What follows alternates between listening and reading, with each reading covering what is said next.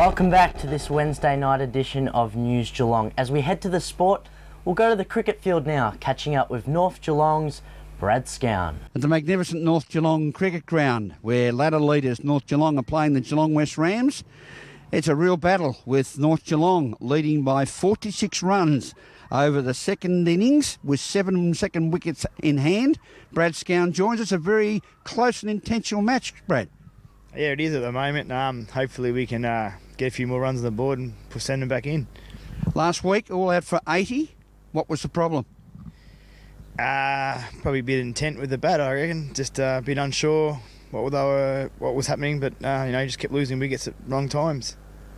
Geelong West have been dismissed for 167 on day 2, and at lunch we see the North Geelong Magpies around about 3 for 126. Young Blake Troy batting very, very well indeed on his debut with the seniors. Yeah, Blake's been batting really well in the twos, and a couple of blokes out this week, so opportunity for him arose, and away he went. Missed out in the first innings and going along nicely in the second innings, so hopefully it goes all right. You got off to a flying start in the second innings. You were none for 80 off 10 overs, so undoubtedly the intent was there that we're going to try and recover outright points. Oh, that's right. You don't want to miss out on points. St Joey's are hot on our heels, and looks like they're going to beat Highton at the moment. So no points this game. We need to get at least 6 to keep going. At the moment, North Geelong sit on top with on 8 points ahead of St Joseph's. But as you say, St Joseph's look like beating Highton, bring it back to a 2-point overall lead, and take you into the clash between North Geelong and St Joseph's next round. That's going to be the massive game to find who's going to be 1 or 2 next, probably towards the end of the year, because whoever's 3rd or 4th, I think they're 2 or 3 games behind us. So next week should determine one of the first place. So hopefully it's us. It's been a steady season for North Geelong. How would you see the captain approaching the game after tea with you only 46 runs in front, 7 wickets in hand? The outright chance is still on, but what would be the call from your viewpoint? We probably want to bat for 8 overs, like I said before, and hopefully we add another 60 or 70 runs in 8 overs, which can be done. But you don't want to lose an early wicket and see what happens. But who knows from here? Let's just play each ball on its merits.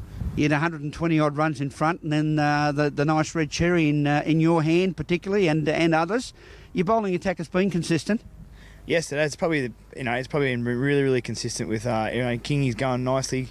Tom Math's added a different variety of these left armers, and then you got the 2 spinners who just bowl really, really consistent lines, and wickets continually come for all of us. So it's been pretty good. And the ground today, as always, in magnificent condition. The outfield nice and quick, a beautiful wicket. How do you think it'll continue to play after tea?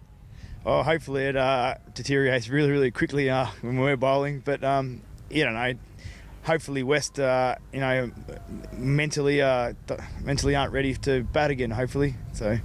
They've had a pretty tough season, the Rams, but North Geelong, you've been sitting out there as the tall poppy, and are ones that certainly look like definitely making the finals, but the number 1 or 2 position is the big quest. Oh, most definitely. Yeah, you got to finish as high as you can towards the end of the season with the way the finals are. You don't want to get knocked out round 1, sitting second. You first lose, so it's always the highest loser. That's how it works.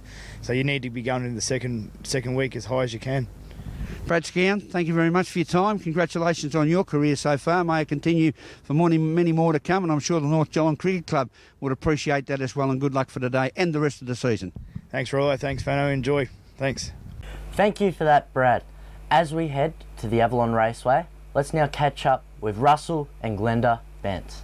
Russell, congratulations on a great win in the West Coast Classic, mate.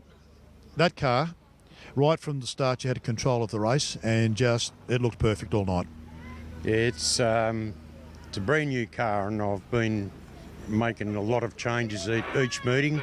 Even when it's winning, Andrew Blackwell instructed me to keep changing it, look for a better setup. I think it's going to be a very quick car the way it's going. When you say keep changing, look for a quick setup, where is it you're concentrating to look for it? Changing the shocker settings, spring rates. Are you able to change the ride heights and things like that in that car? Yes, yep. I've been up and down all over the place at the moment. Well, tonight, not having extremities of weather, the track was flat in good condition.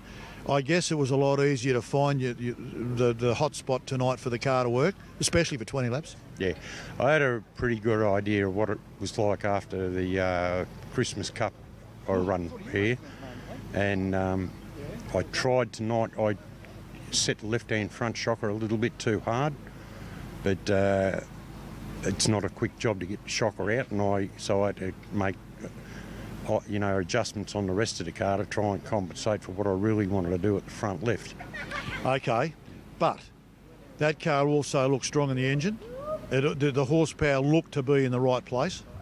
Yeah, Andrew Blackwell, mate. Yep. The only way to fly. Yep. Hey, Glenda, plant one on the big fella. Mwah. Right, now we can get on with it. Glenda, what sort of champagne's that you're drinking? Oh, it's red wine. Get out of here. I thought you were a champagne drinker. No way. Okay, tell me something. Were you proud of your husband or not? Yes. He did a good job, didn't He did an awesome job. he? Did you teach him how to drive? We're a team. We're a team. Actually, I used to race, and he gave up 12 months to teach me how to drive. And I used to race against the guys. Yeah. In modified productions? Yes. Really? And I used to drive a Grand National for a chap. Yes.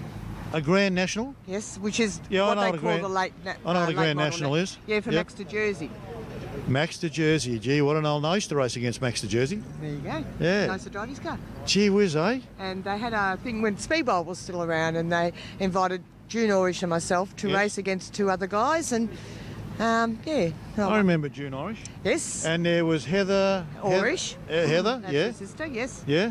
Yep. Well, it's great to have you here, and look, I've got to tell you, I'm so impressed with your husband. I've never seen him race before, Okay. but tonight I watched him the whole way, Yes. and I was most impressed, and I thought the car did a great job. It's not bad for an old father. Yeah, no, I'm telling you, he does a good job. Yes. And I think it's exciting to be part of a successful team like this, that, you all play together, and you've Yes. had great success tonight.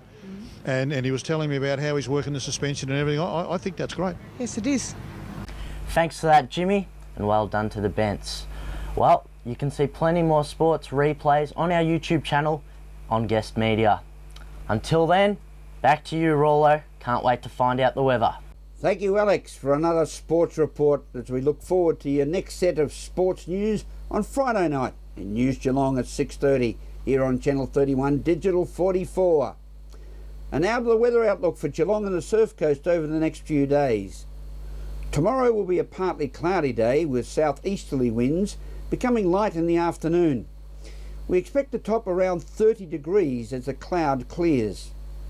Friday will also be partly cloudy with southwesterly winds, an overnight low of 16 degrees with a daily top of a comfortable 27. Today was certainly a cooler day than Tuesday as the morning cloud cleared to a sunny afternoon.